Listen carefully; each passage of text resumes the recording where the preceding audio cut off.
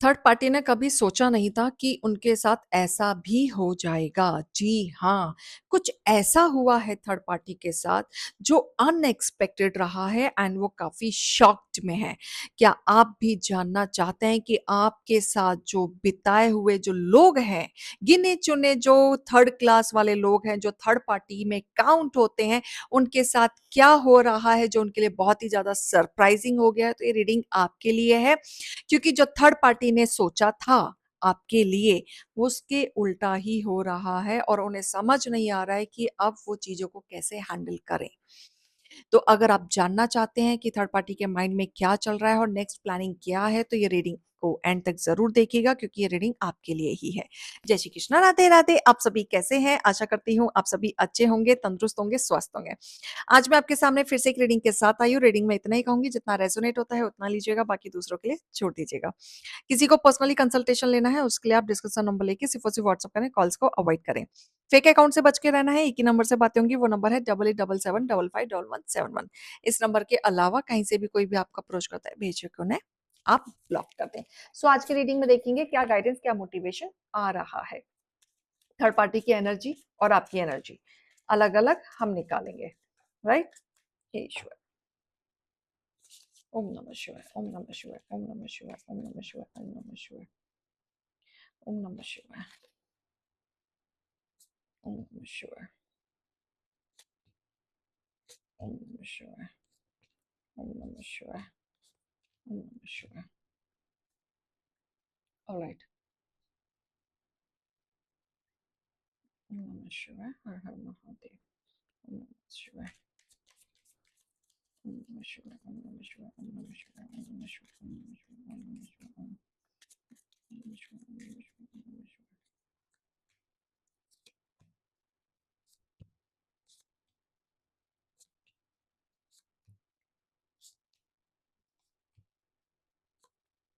Alright. Perfect. Bottom of the deck. ठीक है। देखो, जो थर्ड पार्टी है उनकी प्लानिंग तो ऐसी लंबी-लंबी थी कि कहीं न कहीं आपकी वैल्यू को गिराना एनी हाउ। उनके दिल और दिमाग में सिर्फ़ एक ही चीज़ घूम रही थी कि आपको किस तरीके से नीचे गिराया जाए। आपकी इमेज को किस तरीके से नीचे गिराया जाए, ठीक है? वो इसीलिए क्योंकि वो आपसे बेटर दिखना चाहते थे, ठीक है? क्योंकि यहाँ पे मुझे ऐसा दिख रहा है, 2 एनर्जीज़ मैं आपको दिखाऊँगी कि आप कहीं न कहीं उनसे अलग दिखते हैं, आपका औला अलग है, आप काफ़ी इमोशनली जल्दी कनेक्ट हो जाते हैं, लोग आपको पसंद करते हैं। आप जिस तरीके से लोगों की भावनाओं को समझ लेते हैं, तो लोग जल्दी से कनेक्ट करके अपनी मन की बात जल्दी बता देते हैं। लेकिन वही चीज़ उनको खटकती है एंड उनको लगता है कि आपकी वैल्यू को कैसे गिराया जाए और कैसे इनको वैल्यू किया जाए। तो ये अपनी वैल्यू को बेटर करने के लिए हमेशा प्लानिंग की है आपके खिलाफ खेलने की, ठीक है? अब ये जो पर्सन है ये जानबूझ के आपके साथ जुड़े रहते थे, ठीक है? इसलिए रहते थे ताकि अगर ये आपसे डिटैच हो जाएँगे, ये थर्ड पार्टी आपसे डिटैच हो जाएगा या आपके बारे में इन्फॉर्मेशन लेना बंद कर देगा या कर देगी, साथ ही देख लीजिएगा, तो आपके बारे में इन्फॉर्मेशन नहीं मिलेगी। कब, कहाँ, कैसे वार करना है, उसके लिए आपकी इन्फॉर्मेशन होनी बहुत ज़्यादा ज़रूरी है और इनके अंदर एक क्यूरियोसिटी भी रहती है कि आपके बारे में इन्फॉर्मेशन मिले। कुछ तो मिले, आपके जीवन में क्या चल रहा है, क्या नहीं चल रहा है, आपको पता होना चाहिए। एंड ये वो पर्सन है, ये हर किसी के बारे में ना जानने की कोशिश करते हैं। इनके अंदर एक इच्छा रहती है कि सबके बारे में जानना है, एक इन्फॉर्मेशन क्रिएट करना है, राइट? ये वो लोग हैं। लेकिन मुझे ऐसा दिख रहा है कि आप अपने पाथ पे चल चुके हैं, अब आप इनको भाव नहीं दे रहे, ठीक है? इनकी जो प्लानिंग है वो सक्सेस नहीं हो रही है क्योंकि इनकी जो लंबी अच्छी खासी जो प्लानिंग थी, बहुत लंबी चल रही थी। आपकी वैल्यू को नीचे करने के लिए अलग-अलग तरीके से इन्होंने प्लानिंग किया, अलग-अलग तरीके से लोगों को मिसक्रिएट किया एंड कहीं न कहीं अब ऐसा दिख रहा है कि आप इनके साथ दिल से जुड़े हुए थे बट ये पर्सन दिल से नहीं जुड़ा हुआ था थी प्लीज़, राइट? सो कहीं न कहीं आप डिसअपॉइंट हुए हैं और अब आप जब मूव ऑन कर गए हैं, अब आप इनको वैल्यू नहीं दे रहे हैं, तो ये भी डिसअपॉइंट है। इनको लगा था आपको नीचे गिरा के अपनी वैल्यू ऊपर उठाएंगे तो इनको इंपॉर्टेंस ज्यादा मिलने लगेगी, लेकिन हो गया उल्टा। वैल्यू आपके साथ साथ इनकी भी गिरी, क्योंकि कुछ इंजाम अगर आप पे लगे हैं तो इस पर्सन पे भी लगे हैं।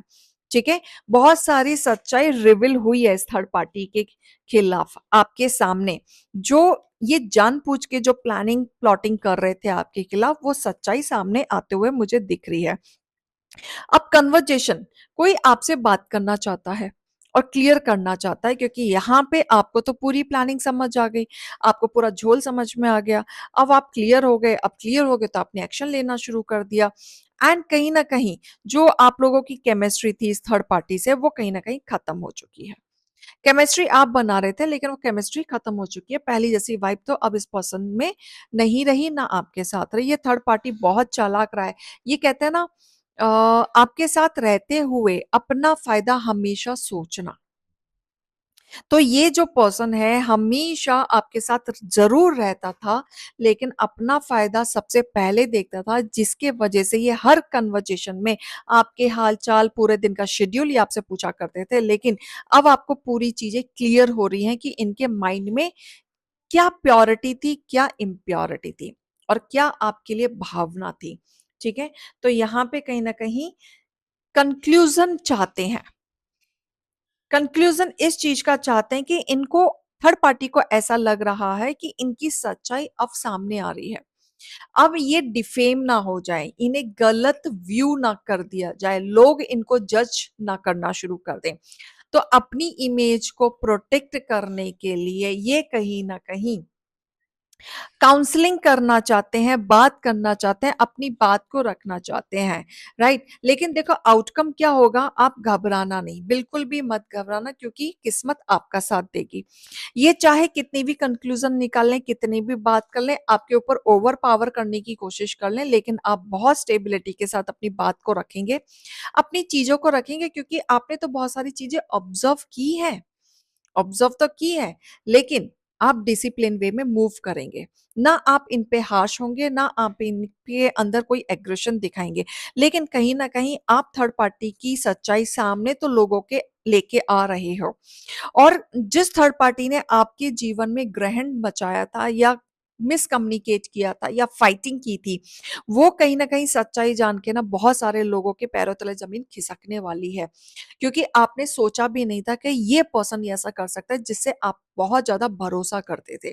ठीक है, बट ये पर्सन ना आगे चल के आप पे एफर्ट्स डालेगा, इमोशनली बात करना, इस रिश्ते को दोबारा रीयूनियन टाइप करना थोड़ा सा दिख रहा है, लेकिन आप थोड़ा सा डिस्टेंस में लेंगे, आपको नहीं समझ में आएगा, क्योंकि इनकी वैल्यू आप समझ चुके हैं, ये डिजर्व नहीं करते आपके साथ रहना, तो आप इनसे थोड़ा सा डिस्टेंस बनाते हुए दिख रहे हैं। ओवर थिंकिंग, एंजाइटी ये पर्सन में जाएगा, क्योंकि जब आपकी तरफ से कुछ बेनिफिट नहीं दिखेगा, या वो पहली वाली वाइब नहीं दिखेगी, तो ये पर्सन परेशान होगा, और ये बार बार ट्राई करेगा, ये सोच के कि आज नहीं तो कल ये पर्सन नॉर्मल हो जाएगा या हो जाएगी। लेकिन आप कहीं ना कहीं आगे मूव ऑन कर चुके होंगे, आप इस थर्ड पार्टी की बातों में नहीं आने वाले, क्योंकि इस थर्ड पार्टी के वजह से आपके जीवन में बहुत कलेश हुआ है, बहुत। और इस कलेश से अब आप निकलना चाहते हैं, और इस पर्सन को भी अपनी जिंदगी से निकालना चाहते हैं। गाइडेंस देखेंगे आपके जीवन में, बाप रे बाप, इतने गाइडेंस।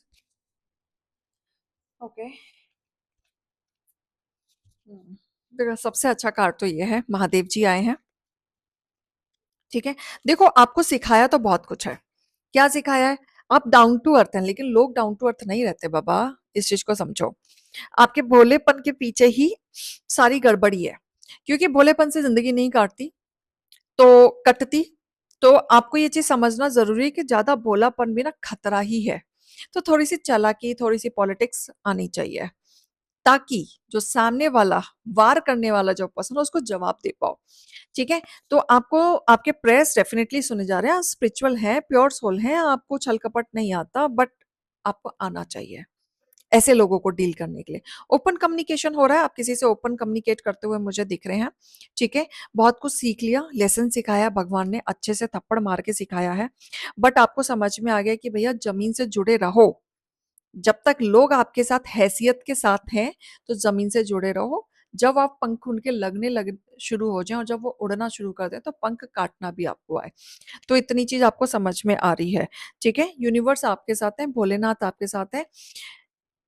भोलेनाथ की भक्ति में जो आपकी भावनाएँ आजकल जो चल रही हैं, वो कहीं न कहीं आपकी लाइफ़ में एक पीस आते हुए दिख रहा है। और एक ऐसा पीस जो बहुत टाइम से जो एक मन में डर था, एक वहम था या आप बहुत सारी बातों को मन में दबा के बैठे थे या किसी का सॉल्यूशन आप चाहते थे, तो उस चीज़ का सॉल्यूशन निकलता हुआ मुझे दिख रहा है कि अब आप कहीं न कहीं आगे बढ़ेंगे। मूव करेंगे और ये रास्ता आपको भोलेनाथ जी ही दिखाएँगे। आपको लग रहा था मैं स्टक हो चुका हूँ या हो चुकी हूँ, अब नहीं बढ़ा जा रहा, अब नहीं हो रहा है, मेंटली स्ट्रेस था लेकिन अभी थोड़ा-थोड़ा रिलैक्सेशन आपका आया है, पहले के कंपैरेटिवली एंड काफ़ी अच्छे पॉजिटिव वे में आप निकल रहे हैं, आगे बढ़ रहे हैं, राइट? एंड साथ में आपकी विशेज़ भी पूरी हो रही है, मैनिफेस्ट आपकी पूरी हो रही है। जो भी आप इस समय पे इच्छाएँ माँगेंगे, अपनी जो दुआएँ माँगेंगे वो पूरी होगी, कबूल होगी यहाँ पे। क्लियर? तो एक चीज़ और दिखाना चाहेंगे?